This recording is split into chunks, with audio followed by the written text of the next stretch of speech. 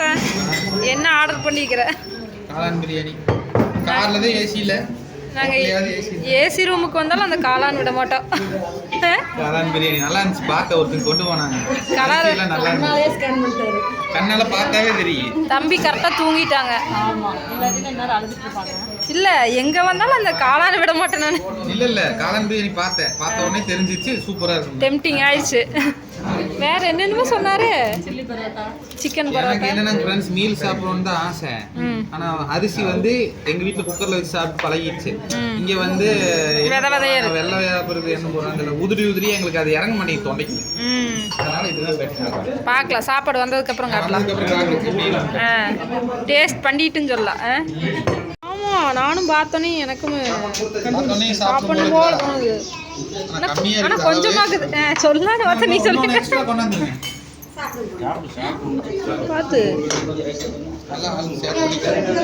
மெதுவாமா பொறுமை. ஒரு கையில கேண்டில் பண்ண முடியலையா? நான் வச்சுக்கிட்டேன்.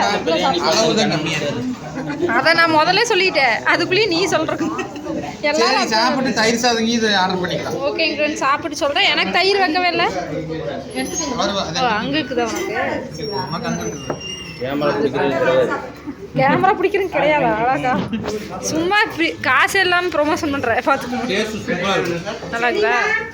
ஓகே சாப்பிட்டு பார்த்துட்டு நானும் சொல்கிறேன் ஃப்ரெண்ட்ஸ்.